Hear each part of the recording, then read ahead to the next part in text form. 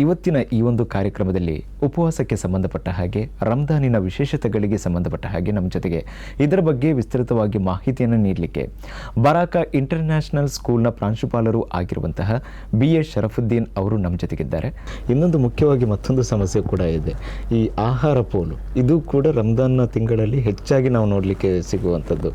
So ಇದನ್ನು ಯಾವ ರೀತಿಯಲ್ಲಿ ಇದು ಕೂಡ ಬಹಳ ಮುಖ್ಯವಾಗಿರುವಂತಹ ಒಂದು ಇಸ್ಲಾಮಿನಲ್ಲಿ ಎನ್ನಲ್ ಮುಬಜಿರಿನ ಕಾನು ಇಖ್ವಾನ ಶಯಾತೀನ್ ಎಂದು ಹೇಳಲಾಗಿದೆ.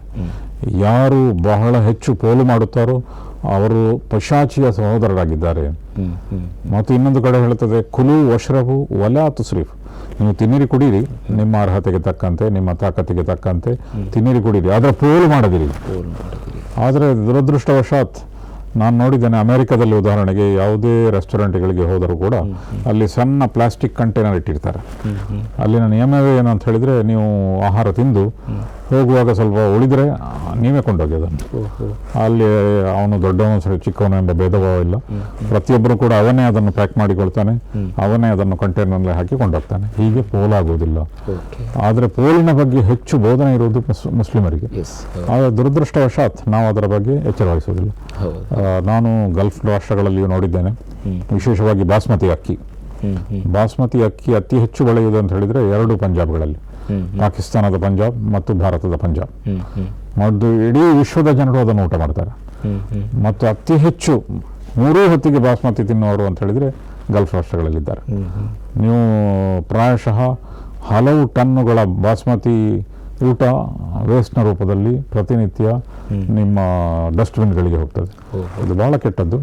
ಯಾಕಂತ ಹೇಳಿದರೆ ಇಸ್ಲಾಮಿನಲ್ಲಿ ಬಹಳ ಅತ್ಯಂತ ಕಟ್ಟುನಿಟ್ಟಾದ ಬೋಧನೆಗಳಿವೆ. ವಲಾ ತುಸ್ರಿಫು, ನೀವು ವೇಸ್ಟ್ ಮಾಡದಿರಿ, ಪೋಲು ಮಾಡದಿರಿ, ಮತ್ತು ಸ್ವಲ್ಪವೂ ಪೋಲು ಮಾಡದಿರಿ ಎಂದು ಹೇಳಲಾಗಿದೆ. ಆದ್ದರಿಂದ ಇದರ ಬಗ್ಗೆ ಬಹಳ ಎಚ್ಚರ ವಹಿಸೋದು ಬಹಳ ಮುಖ್ಯ. ಮತ್ತು ಉಳಿತಾಯ ಮಾಡಿರಿ. ಮತ್ತು ಅನ್ನ ಬೇಕಾದವರು ಬೇಕಾದಷ್ಟು ಮಂದಿ ಇದ್ದಾರೆ. ಇಲ್ಲಿ ಮಂಗಳೂರಿನಲ್ಲಿ ನೀವು ನೋಡೋದಾದರೆ ಮಧ್ಯಾಹ್ನದ ಹೊತ್ತು ವೆನ್ಲಾಕಿಗೆ ಹೋದರೆ ಉಚಿತ ಆಹಾರಕ್ಕಾಗಿ ಕಾದು ನಿಲ್ಲುವಂಥ ಒಂದು ದೊಡ್ಡ ಸರದಿ ನಮಗೆ ಕಂಡು ಬರ್ತದೆ, ದೊಡ್ಡ ಸಾಲು ನಮಗೆ ಕಂಡು ಬರ್ತದೆ. ಆದ್ದರಿಂದ ಅಂತಹ ಒಂದು ಸಂದರ್ಭದಲ್ಲಿ, ಅಂತಹ ಒಂದು ಪರಿಸ್ಥಿತಿಯಲ್ಲಿ ನಾವು ಆಹಾರ ಪೋಲು ಮಾಡುವುದು ದೊಡ್ಡ ತಪ್ಪು. ಆ ಪೋಲು ಮಾಡಲೇಬಾರದು. ಅದು ಕೂಡ ಒಂದು ತರಬೇತಿ.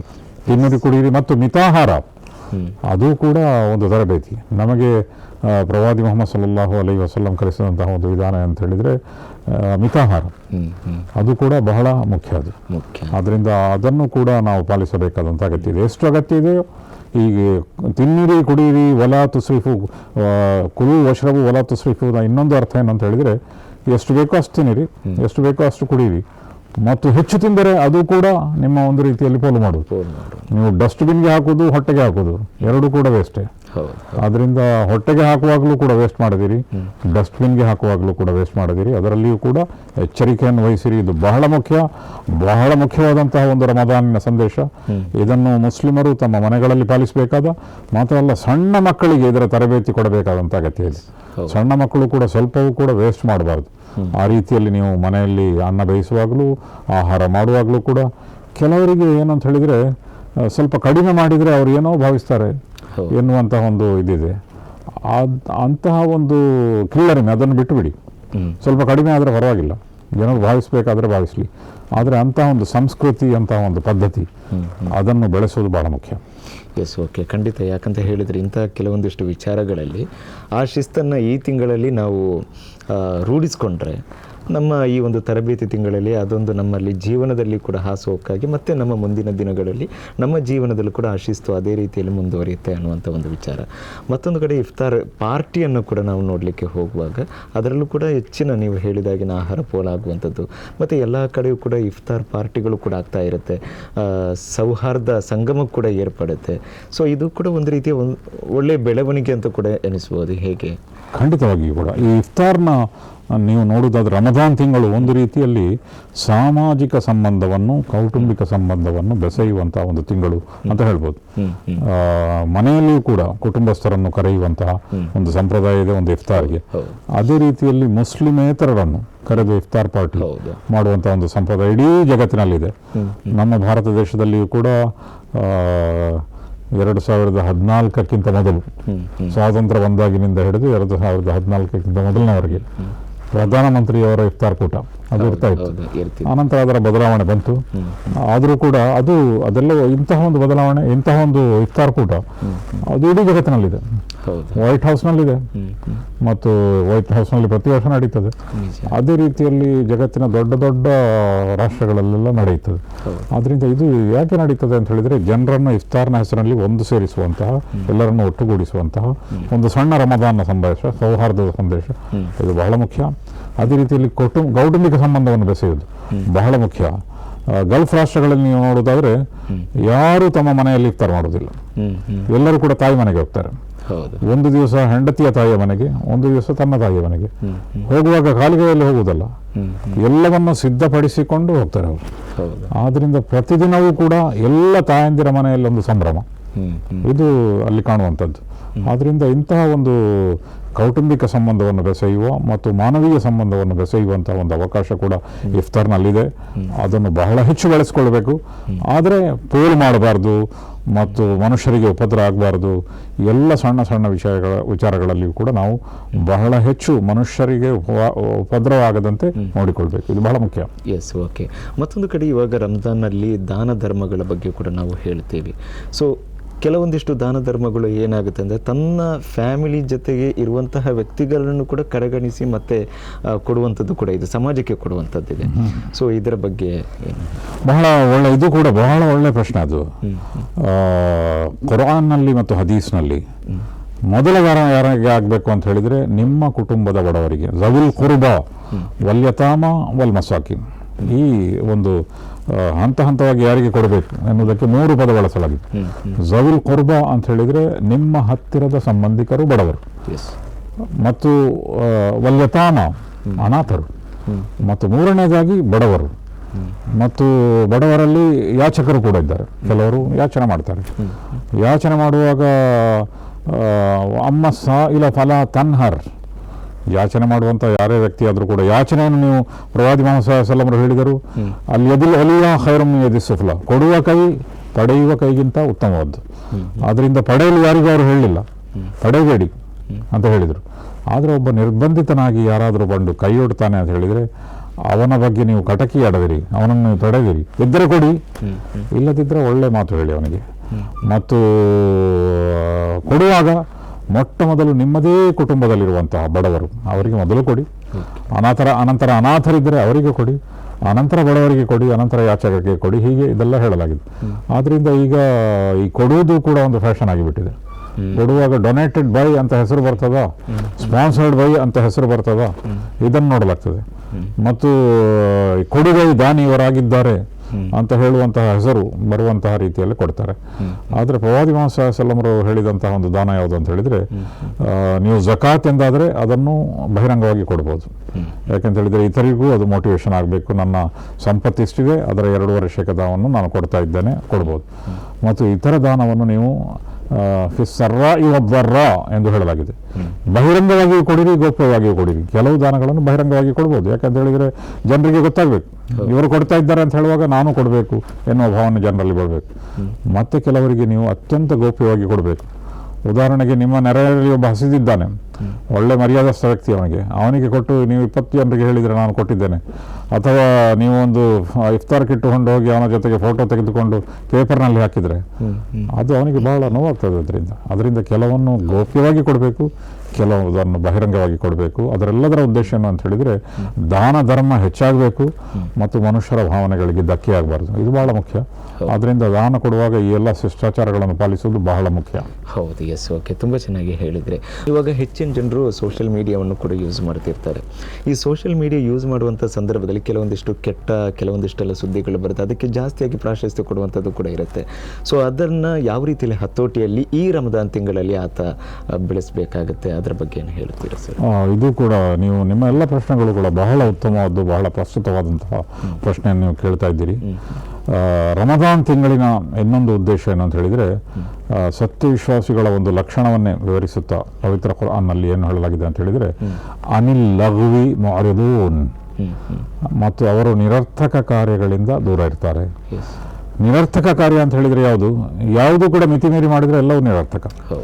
ಈ ಸೋಷಿಯಲ್ ಮೀಡಿಯಾ ಎಂಬುದು ದೊಡ್ಡ ಸಮಸ್ಯೆ. ಈಗ ನಾನು ಒಂದು ಶಾಲೆಯಲ್ಲಿ ಕೆಲಸ ಮಾಡುವುದರಿಂದ ಇವತ್ತು ನನ್ನ ಬಳಿ ಒಂದು ಕೇಸ್ ಬಂತು. ಅದು ಯಾವುದು ಅಂತ ಹೇಳಿದರೆ, ಒಬ್ಬ ವಿದ್ಯಾರ್ಥಿ ಶಾಲೆಗೆ ಬರೋದಿಲ್ಲ. ಅವನ ವಿಷಯವನ್ನು ತಿಳಿದು ನೋಡಿದಾಗ ಅವನಿಗೆ ಏನಂತ ಹೇಳಿದರೆ, ಅವರ ಮನೆಯಲ್ಲಿ ಜಾಸ್ತಿ ಮೊಬೈಲ್ ಇಲ್ಲ. ಮೊಬೈಲ್ ಸಂಜೆ ಮನೆಗೆ ಹೋದ ನಂತರ ಬೇರೆ ಮಕ್ಕಳೆಲ್ಲ ಇದ್ದಾರೆ, ಅವರು ಮೊಬೈಲ್ ಯೂಸ್ ಮಾಡ್ತಾರೆ, ಇವನಿಗೆ ಸಿಗೋದಿಲ್ಲ. ಇವನಿಗೆ ಯಾವಾಗ ಸಿಗ್ತದೆ ಅಂತ ಹೇಳಿದರೆ, ಅವರೆಲ್ಲ ಹೋದ ನಂತರ ಮರು ದಿವಸ ಬೇಕಾದರೆ ಸಿಗ್ತದೆ ಬೆಳಿಗ್ಗೆ. ಆದ್ರಿಂದ ಅವನು ಶಾಲೆಗೆ ಬರೋದಿಲ್ಲ. ಒಂದು ದಿವಸ ಶಾಲೆಗೆ ಬರ್ತಾನೆ, ಒಂದು ದಿವಸ ಕಾಲು ನೋವು ಹೊಟ್ಟೆ ನೋವು ಅಂತ ಹೇಳ್ತಾನೆ. ಯಾಕಂತ ಹೇಳಿದರೆ ಅವನಿಗೆ ಮೊಬೈಲ್ ಬೇಕು. ಇದು ಮಕ್ಕಳಲ್ಲಿ ಬಹಳ ಮೊಬೈಲ್ನ ಹವ್ಯಾಸ ಆಗಿಬಿಟ್ಟಿದೆ, ಮೊಬೈಲ್ನ ಒಂದು ಅಭ್ಯಾಸ ಆಗಿಬಿಟ್ಟಿದೆ. ಆದ್ದರಿಂದ ಇದನ್ನು ಇಂಗ್ಲೀಷ್ ಭಾಷೆಯಲ್ಲಿ ಒಂದು ಹೊಸ ಪದ ಬಂದಿದೆ ಅದಕ್ಕೇನಂತ ಹೇಳಿದರೆ ಡಿಜಿಟಲ್ ಡಿಟಾಕ್ಸ್. ಡಿಜಿಟಲ್ ಡಿಟಾಕ್ಸ್ ಅಂತ ಹೇಳಿದರೆ, ಈ ಸೋಷಿಯಲ್ ಮೀಡಿಯಾದಂತಹ ಇತ್ಯಾದಿ ಡಿಜಿಟಲ್ ಮಾಧ್ಯಮದಿಂದ ಅದರಿಂದ ತಮ್ಮನ್ನು ರಕ್ಷಿಸಿಕೊಳ್ಳುವುದು ಮತ್ತು ಅದರಿಂದ ತಮ್ಮನ್ನು ಶುದ್ಧಗೊಳಿಸಿಕೊಳ್ಳುವುದು, ಇದು ಬಹಳ ಮುಖ್ಯ. ಆದ್ದರಿಂದ ರಮದಾನ್ ತಿಂಗಳು ಇಂತಹ ನಿರರ್ಥಕ ಕಾರ್ಯಗಳಿಂದ ದೂರ ಇರಲಿಕ್ಕೆ ಒಂದು ಒಳ್ಳೆಯ ಅವಕಾಶ. ಯಾಕೆಂತ ಹೇಳಿದರೆ, ಕೆಲವು ವಿಷಯಗಳು ರಮದಾನ್ ಸ್ವತಃಕರಿಸಿ, ಉದಾಹರಣೆಗೆ ಸ್ಮೋಕಿಂಗ್ ಮಾಡುವಂತಿಲ್ಲ. ಒಬ್ಬ ಸ್ಮೋಕಿಂಗ್ನ ದೂರ ಇರ್ತಾನೆ. ಸ್ಮೋಕಿಂಗಿಂತ ಕೆಟ್ಟ ಅಭ್ಯಾಸ ಯಾವುದು ಅಂತ ಹೇಳಿದರೆ ಮೊಬೈಲ್ನಲ್ಲಿರೋದು ಬಹಳ ಹೆಚ್ಚು ಜನ. ಮತ್ತು ನೀವು ಆಗಾಗಲೇ ಹೇಳಿದಂತೆ ದೃಶ್ಯಗಳು, ಆ ದೃಶ್ಯಗಳ ಮಟ್ಟಿಗೆ ಹೇಳುವುದಾದರೆ, ನಮ್ಮ ಭಾರತ ದೇಶದಲ್ಲೇ ಕಾನೂನಿನ ಮೂಲಕ ರಕ್ಷಿಸಬಹುದಾದಂತಹ ಕೆಲವಾರು ವಿಷಯಗಳಿಗೆ ಇಲ್ಲಿ ಕಾನೂನಿಲ್ಲ. ಉದಾಹರಣೆಗೆ ಪೋರ್ನೋಗ್ರಫಿ. ಇಡೀ ಗಲ್ಫ್ ರಾಷ್ಟ್ರಗಳಲ್ಲಿ ಪೋರ್ನೋಗ್ರಫಿ ನೋಡಲಿಕ್ಕೆ ಸಾಧ್ಯ ಇಲ್ಲ ನಿಮಗೆ. ಅದನ್ನು ಬ್ಲಾಕ್ ಮಾಡಲಾಗಿದೆ. ಭಾರತ ಯಾವುದೇ ರಾಷ್ಟ್ರಕ್ಕಿಂತ ಹೆಚ್ಚು ಸಾಂಸ್ಕೃತಿಕವಾಗಿ ನೋಡುವುದಾದರೆ ಸ್ತ್ರೀ ಪುರುಷರ ಸ್ವಚ್ಛಂದವಾದ ಮಿಲನವನ್ನು ಪ್ರೋತ್ಸಾಹಿಸುವಂಥ ಒಂದು ರಾಷ್ಟ್ರ ಅಲ್ಲ. ಇಲ್ಲಿ ಪಾಶ್ಚಿಮಾತ್ಯ ರಾಷ್ಟ್ರಗಳಲ್ಲಿ ಉದಾಹರಣೆಗೆ ಸ್ತ್ರೀ ಪುರುಷರು ಸ್ವಚ್ಛಂದವಾಗಿ ಚುಂಬನ ಕೂಡ ಮಾಡ್ತಾರೆ. ಆದರೆ ಭಾರತದಲ್ಲಿ ಎಂತಹ ವ್ಯಕ್ತಿಗಳಾದರೂ ಕೂಡ ಅದಕ್ಕೊಂದು ಭಾರತದ್ದೇ ಆದ ಸಂಸ್ಕೃತಿ ಇದೆ. ಅಂತಹ ಸಂಸ್ಕೃತಿ ಇರುವುದರ ಹೊರತಾಗಿಯೂ ಕೂಡ ಪೋರ್ನೋಗ್ರಫಿ ಇಲ್ಲಿ ಮುಕ್ತವಾಗಿ ಎಲ್ಲ ಮಕ್ಕಳಿಗೆ ಲಭ್ಯ ಇದೆ. ಉದಾಹರಣೆಗೆ ಗಲ್ಫ್ ರಾಷ್ಟ್ರಗಳಲ್ಲಿ ಬೆಳೆಯುವಂತಹ ಮಕ್ಕಳ ಬಗ್ಗೆ ಪೋಷಕರಿಗೆ ದೊಡ್ಡ ಚಿಂತೆ ಇಲ್ಲ. ಯಾಕೆಂತ ಹೇಳಿದ್ರೆ ಮೊಬೈಲ್ ಕೊಟ್ಟು ಹೋಗ್ತಾರೆ, ಏನು ನೋಡುವುದಿಲ್ಲ ಅವರು. ಭಾರತದಲ್ಲಿ ಯಾವ ಪೋಷಕರಿಗೂ ಅಂತಹ ಒಂದು ಸುರಕ್ಷಿತವಾದಂತಹ ವಾತಾವರಣ ಇಲ್ಲ. ಯಾಕೆಂತ ಹೇಳಿದರೆ, ಅದನ್ನು ಬ್ಲಾಕ್ ಮಾಡಲಿಕ್ಕೆ ಯಾರಿಗೆ ಗೊತ್ತಿದೆಯೋ ಅವರು ನಮ್ಮ ಮನೆಯಲ್ಲಿ ಬ್ಲಾಕ್ ಮಾಡಿಕೊಳ್ತಾರೆ. ಅವರು IT ಇಂಜಿನಿಯರ್ ಆಗಿದ್ದರೆ ಅಥವಾ ITಯ ಬಗ್ಗೆ ಹೆಚ್ಚು ಜ್ಞಾನ ಇದ್ದರೆ ಬ್ಲಾಕ್ ಮಾಡಿಕೊಳ್ತಾರೆ. ಆದರೆ ಎಲ್ಲರಿಗೂ ಸಾಧ್ಯವಾಗುವುದಿಲ್ಲ. ಅದರಿಂದ ಇದು ಬಹಳ ಮುಖ್ಯ. ಡಿಜಿಟಲ್ ಡಿಟಾಕ್ಸ್ ಅಥವಾ ಇಂತಹ ದೃಶ್ಯ ಮತ್ತು ಶ್ರವಣ ಮಾಧ್ಯಮಗಳು ಮತ್ತು ಸಾಮಾಜಿಕ ಜಾಲತಾಣಗಳು ಅದರ ಒಂದು ಪಿಡುಗಿನಿಂದ ನಮ್ಮನ್ನು ರಕ್ಷಿಸಿಕೊಳ್ಳುವುದು, ಮುಕ್ತಿಗೊಳಿಸಿಕೊಳ್ಳುವುದು ಬಹಳ ಮುಖ್ಯ. ಇದು ಕೂಡ ರಮದಾನ್ನ ಒಂದು ಭಾಗ ಅಂತ ಹೇಳ್ಬೋದು. ಅದರಿಂದ ನಮ್ಮ ರಮದಾನ್ನ ಉಪನ್ಯಾಸಗಳನ್ನು ನೀವು ನೋಡುವುದಾದರೆ ಜಗತ್ತಿನಾದ್ಯಂತ ಈ ವಿಷಯವನ್ನು ವಿಶೇಷವಾಗಿ ಚರ್ಚಿಸಲಾಗುತ್ತದೆ. ಓಕೆ. ಯಾಕಂದರೆ ಇಲ್ಲಿ ಮತ್ತೊಂದು ಮಾಡಬಹುದು, ಏನಂತ ಹೇಳಿದರೆ, ಹೆತ್ತವರು ಕೂಡ ಮೊಬೈಲಿಗೆ ಹೋಗದೆ ಅವರು ಕುರಾನ್ ಪಾರಾಯಣ ಮಾಡ್ತಾ ಹೋದರೆ ಮಕ್ಕಳು ಕೂಡ ಈ ತಿಂಗಳಲ್ಲಿ ಕುರಾನ್ ಪಾರಾಯಣ ಮಾಡ್ತಾನೆ ಇರ್ತಾರೆ.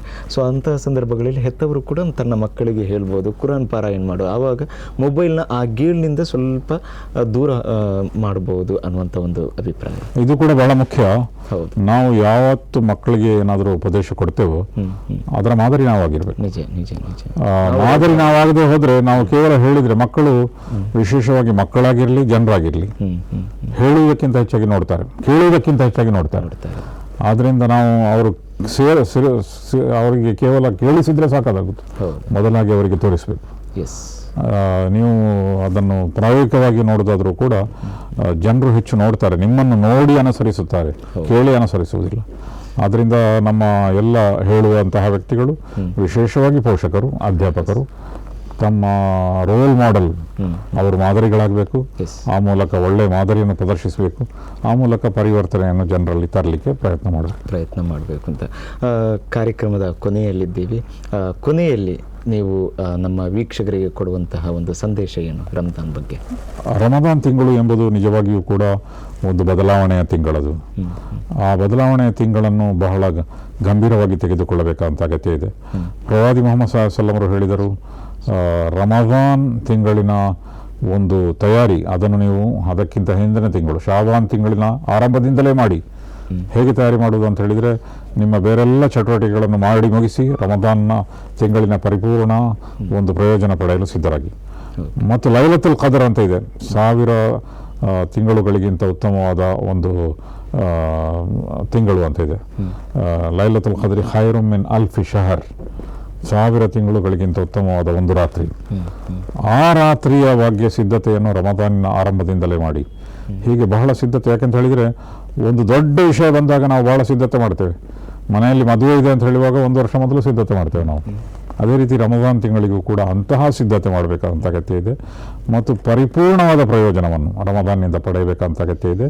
ಮತ್ತು ಮೊದಲಿನಿಂದಲೇ ರಮದಾನ್ ನಂತರ, ರಮದಾನ್ ಬಂದು ಹೋಗುವಾಗ ಯಾವೆಲ್ಲ ಒಳ್ಳೆಯ ಗುಣಗಳನ್ನು, 5 ಒಳ್ಳೆಯ ಗುಣಗಳನ್ನು ನಾನು ಬೆಳೆಸಿಕೊಳ್ಳುತ್ತೇನೆ, 5 ಕೆಟ್ಟ ಗುಣಗಳನ್ನು ಬಿಡುತ್ತೇನೆ ಮತ್ತು ಅದು ಹಾಗೆಯೇ ಇರಬೇಕು. ಹಾಗೆ ನೀವು ವರ್ಷಕ್ಕೆ 5 ಒಳ್ಳೆಯ ಗುಣಗಳನ್ನು ಅಳವಡಿಸುತ್ತಾ ಹೋದರೆ, ವರ್ಷಕ್ಕೆ 5 ಕೆಟ್ಟ ಗುಣಗಳನ್ನು ಬಿಡುತ್ತಾ ಹೋದರೆ, ಒಂದು 10 ವರ್ಷ ಆಗುವಾಗ 50 ಒಳ್ಳೆಯ ಗುಣಗಳು ಬರ್ತದೆ, 50 ಕೆಟ್ಟ ಗುಣಗಳು ಹೋಗ್ತದೆ. ಆಗ ನಿಮ್ಮ ಪ್ರತಿ ರಮದಾನ್ ಹಿಂದಿನ ರಮದಾನ್ಗಿಂತ ಒಳ್ಳೆಯ ರಮದಾನ್ ಆಗ್ತದೆ. ಅದರಿಂದ ಅಷ್ಟು ಗಂಭೀರವಾಗಿ ತೆಗೆದುಕೊಂಡು ನಿಮ್ಮ ಒಳ್ಳೆಯ ಗುಣಗಳು ಯಾವುದು, ಕೆಟ್ಟ ಗುಣಗಳು ಯಾವುದು ಅದನ್ನು ಬರೆದಿಟ್ಟು ಪಾಲಿಸಬೇಕಾದಂಥ ಅಗತ್ಯ ಇದೆ. ಹಾಗೆ ಆದರೆ ಅದರಿಂದ ಅತ್ಯಂತ ಹೆಚ್ಚು ಪ್ರಯೋಜನ ಯಾರಿಗೆ ಅಂತ ಹೇಳಿದರೆ ನಿಮಗೆ, ಪಾಲಿಸುವವರಿಗೆ, ಮತ್ತು ಆ ಪ್ರಯೋಜನದ ಸಹಜವಾದಂತಹ ಒಂದು ಪರಿಣಾಮ ಇಡೀ ಜಗತ್ತಿಗೆ. ಆದ್ದರಿಂದ ಅಂತಹ ರಮದಾನ್ ನಮ್ಮ ರಮದಾನ್ ಆಗಬೇಕಾಗಿದೆ. ಓಕೆ, ಬಹಳಷ್ಟು ಉತ್ತಮವಾದ ಸಂದೇಶವನ್ನು ಕೊಟ್ಟಿದ್ದೀರಿ ಸರ್. ರಂಜಾನ್ ಬಗ್ಗೆ, ಅದರ ಉಪವಾಸದ ಬಗ್ಗೆ, ಆ ವಿಶೇಷತೆಗಳ ಬಗ್ಗೆ, ಮಹತ್ವದ ಬಗ್ಗೆ, ಮತ್ತೊಂದು ಕಡೆ ನಮ್ಮ ಜೀವನದಲ್ಲಿ ಯಾವ ರೀತಿಯ ಶಿಸ್ತನ್ನು ರೂಢಿಸಿಕೊಳ್ಬೇಕು ಬಗ್ಗೆ, ಮತ್ತೊಂದು ಕಡೆ ಸಣ್ಣ ಪುಟ್ಟ ಕೆಲವೊಂದಿಷ್ಟು ವಿಚಾರಗಳನ್ನು ನಾವು ಮರೆತೇ ಬಿಡ್ತೀವಿ. ಆದರೆ ಹೆಚ್ಚಿನ ಧಾರ್ಮಿಕ ಕಾರ್ಯ ಅಂತ ಏನಿರುತ್ತೆ ಅದಕ್ಕೆ ಹೆಚ್ಚಿನ ಮಹತ್ವ ಕೊಡ್ತೀವಿ. ಆದರೆ ಕೆಲವೊಂದಿಷ್ಟು ಸಂಗತಿಗಳನ್ನು ಕೂಡ ನಾವು ಅನುಸರಿಸಬೇಕಾದದ್ದು ಬಹಳಷ್ಟು ಇದೆ ಅನ್ನುವುದನ್ನು ಕೂಡ ಬಹಳ ಅರ್ಥವತ್ತಾಗಿ ಇವತ್ತಿನ ಕಾರ್ಯಕ್ರಮದಲ್ಲಿ ತಿಳಿಸಿಕೊಟ್ಟದ್ದಕ್ಕೆ ತಮಗೆ ಧನ್ಯವಾದಗಳು ಸರ್. ವೀಕ್ಷಕರೇ, ಇಷ್ಟು ಹೊತ್ತು ನಮ್ಮ ಜೊತೆಗೆ ಬರಾಕ ಇಂಟರ್ನ್ಯಾಷನಲ್ ಸ್ಕೂಲ್ನ ಪ್ರಾಂಶುಪಾಲರು ಆಗಿರುವಂತಹ BA ಶರಫುದ್ದೀನ್ ಇವರು ಉಪವಾಸಕ್ಕೆ ಸಂಬಂಧಪಟ್ಟ ಹಾಗೆ, ರಂಜಾನಿನ ವಿಶೇಷತೆಗಳಿಗೆ ಸಂಬಂಧಪಟ್ಟ ಹಾಗೆ, ರಂಜಾನಿನ ಈ ಒಂದು ತಿಂಗಳಲ್ಲಿ ನಾವು ಮಾಡಬೇಕಾದ, ನಮ್ಮ ಜೀವನದಲ್ಲಿ ಅಳವಡಿಸಬೇಕಾದ ಬಹಳಷ್ಟು ಶಿಸ್ತಿನ ಕೆಲವೊಂದಿಷ್ಟು ವಿಚಾರಗಳ ಬಗ್ಗೆ ಎಲ್ಲವನ್ನು ಕೂಡ ಇವತ್ತಿನ ಈ ಕಾರ್ಯಕ್ರಮದಲ್ಲಿ ತುಂಬ ಅರ್ಥವತ್ತಾಗಿಯೂ ಕೂಡ ತಿಳಿಸಿಕೊಟ್ಟಿದ್ದಾರೆ. ಇದು ಇಂದಿನ ವಿಚಾರ ಜ್ಯೋತಿ ಕಾರ್ಯಕ್ರಮ. ಮುಂದಿನ ಮಾತುಕತೆಯಲ್ಲಿ ಮತ್ತೆ ಸಿಗೋಣ. ಧನ್ಯವಾದಗಳು.